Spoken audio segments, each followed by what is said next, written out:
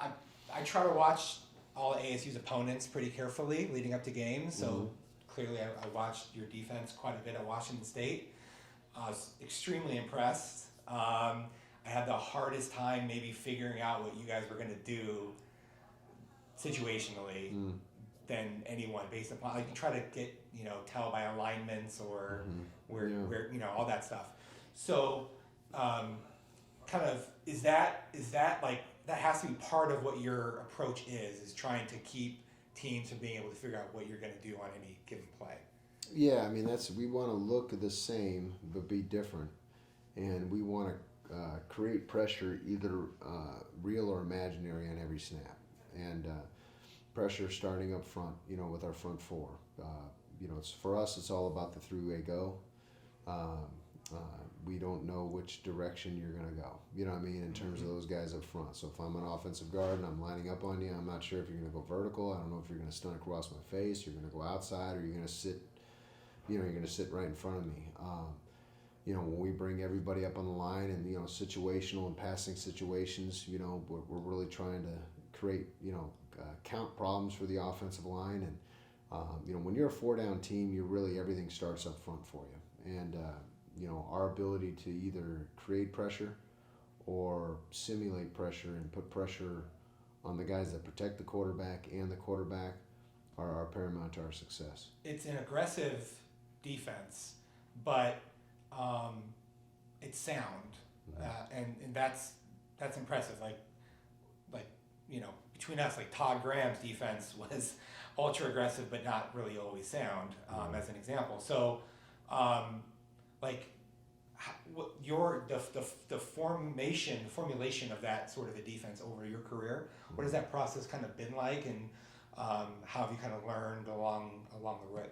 Well, I've run the same defense since 2005, and I'm part of the same family of coaches that I was able and fortunate enough to coach with at North Dakota State, and every every degree of separation from that staff that I was on is really people that have 1 or 2 degrees of separation all the way up to the NFL. Those are the guys that have had the biggest influence on my career. So from a communication or terminology standpoint, it's really pretty much stayed the same, but it's evolved over these past 17, 18 years, obviously, to stay with the times, stay with what offenses are starting to evolve to, and finding different ways to run our defense. But really all boils down to one thing: is how do we affect the quarterback?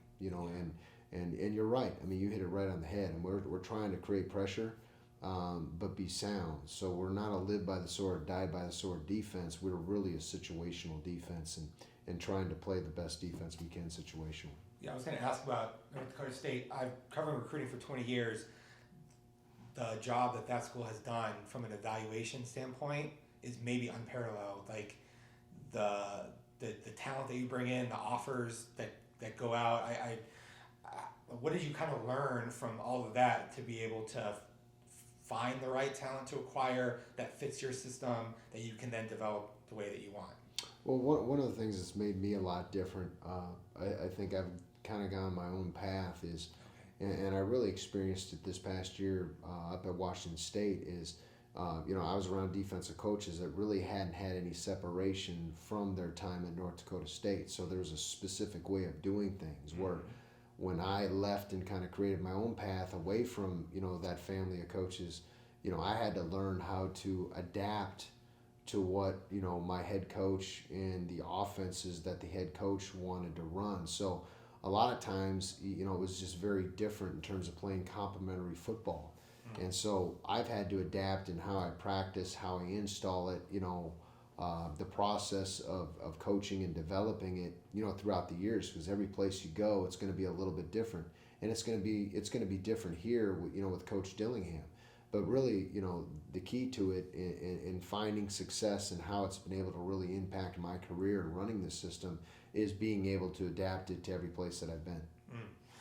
I noticed your personnel was pretty light at the point of attack, and with the ends and the way that you use your hybrid kind of guys, but you were very good against the run. Is that because of your ability to keep offense is on their heels and not kind of knowing what's coming on any given play, or to what do you attribute your ability to be good against the run? Well, I mean, really being good against the run is just being sound. And it's all about numbers and aiming points for offenses. Like, where do they want to attack? Where do they want to run the football? They want to run the football away from the down safety. They want to run it, they want to, if you're going to be an 8-man front, they're trying to run it away from that guy. Maybe take advantage of, where they're strong on the offensive line and we're weak on the defensive line. So, again, I just attribute it to it being sound and being really situational. Yeah. I didn't watch you against like the heavier personnel team, like a Utah or whatever. Did you play nickel against those types of teams on base pretty much? We really did, and really, I mean, ideally, you don't want to, but we didn't have, the greatest depth, and really, it comes down to, as a coach, you should always, to me, my philosophy is to try to get our best 11 on the field, our best 11 players, and have the flexibility in your system and how you teach it. And the flexibility in how you teach it to make sure guys can play multiple positions. And, we didn't, I don't feel like we had that flexibility as much last year to, various number of reasons. Yeah. And so the best thing for us to do, at that given time was to keep nickel on the field. And we did that against Wisconsin. We did it against, we did it against,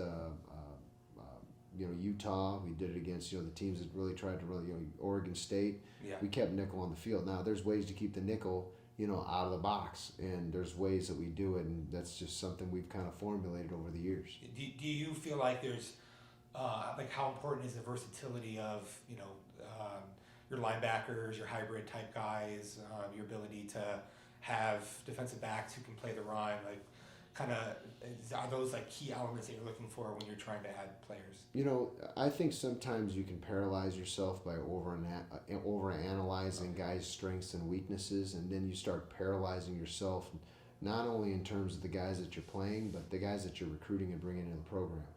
Mine's a lot more simple philosophy, and it comes really, I think, from my small college background, is I just want to get the very best football players, because there's guys with great athletic traits and all the traits that you want, athletically speaking, but they may not be, the greatest processors or communicators or whatnot. I just want guys that are good football players.